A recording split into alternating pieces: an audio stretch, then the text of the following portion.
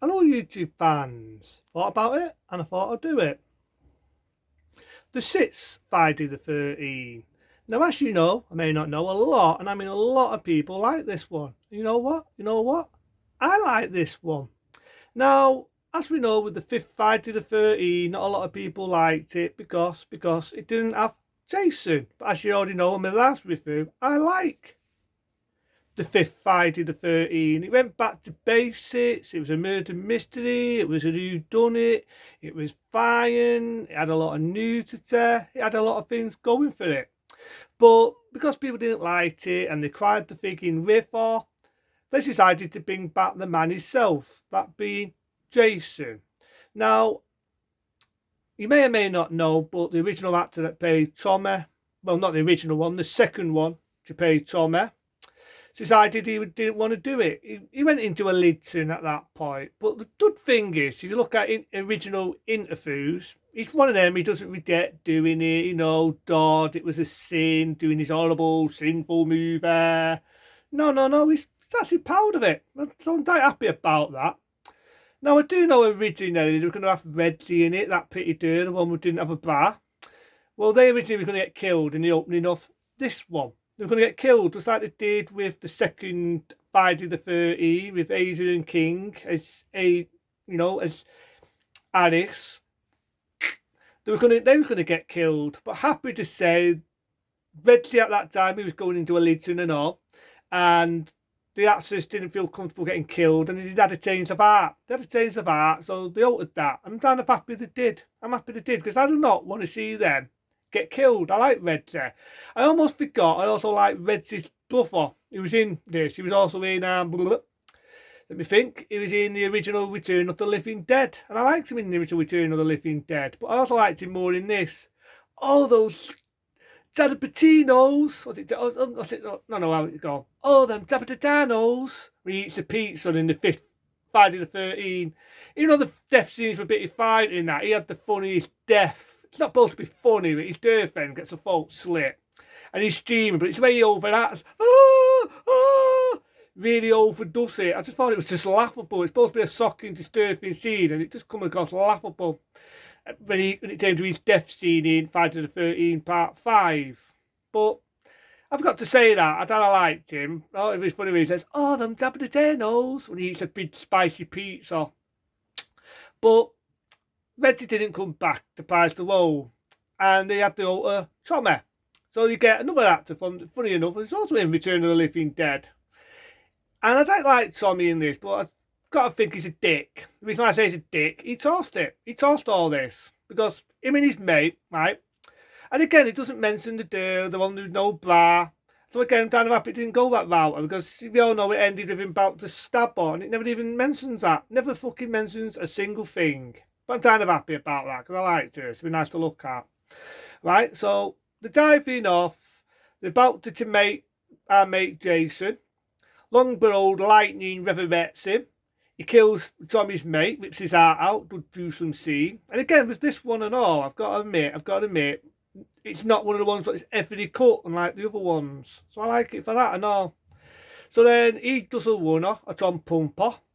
And you got a date, the best fucking opening you've ever seen any Friday the 13th. You get a close up of the eye, right? Close up of the eye. You got Jason walking across, looking like something you see in an opening of a James Bond film. I think it was imitating a Bond film. Folds the knife, you get 3D blood coming down, and then you get that beautiful opening. You get the most best opening ever. I also like the song. I like the song sang by Poison Ivy. And I think we go now. The man behind the mask.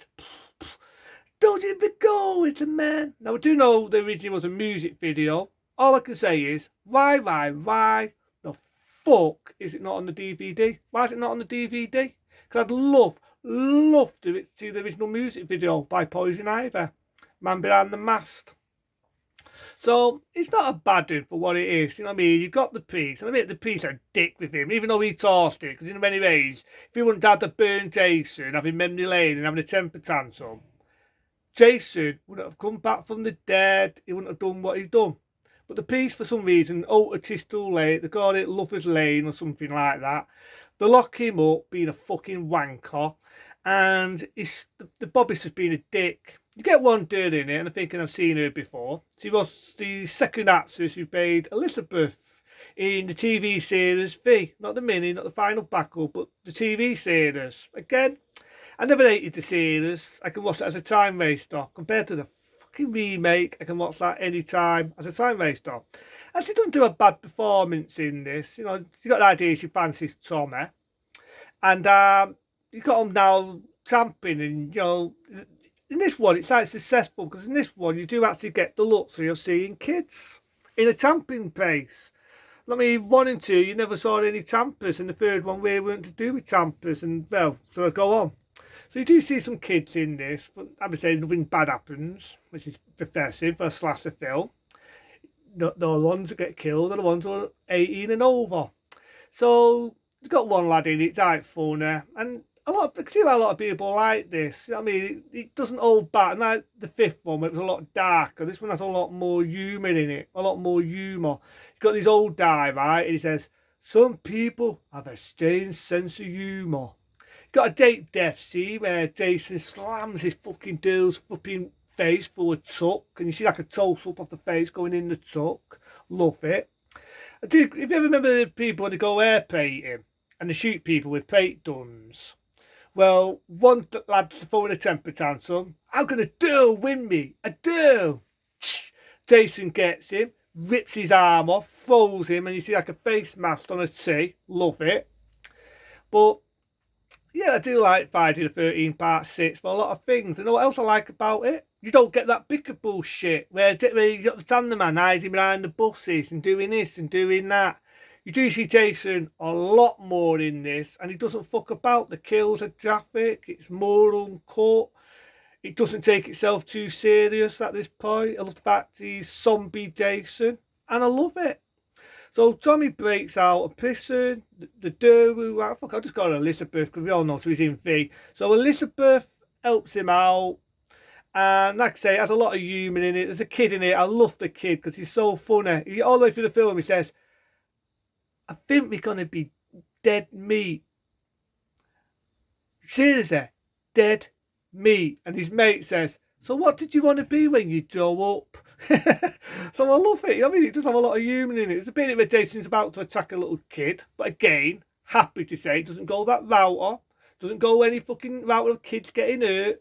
Someone comes in at the nick of time, and I think so, because I like little girls, look like Bonnie, so I don't want any harm done to kids, just so I'm a decent person. I know it's only a movie, but you heard me say, I don't want harm done to kids, right? Give a kid at heart. So, doesn't go that route. You've got the Bobby, the dickhead, who is, fuck it, Elizabeth's flipping dad. And he gets an epic death scene. He gets cussed. Maybe like a chicken bowl. He turns into a fucking chicken bowl. You got one guy gets his head cussed. I also love the chopper in it. He has that laser gun. If it sees, where it goes, where does it go now? Where the red dot goes, you bang. I love it. Where the red dot goes, you bang. So that's a lot going for it. You got a good song by Alice Cooper from Poison Ivy. You got a lot. I do actually love the way Jason gets it in this, because Tommy realises he fucked up.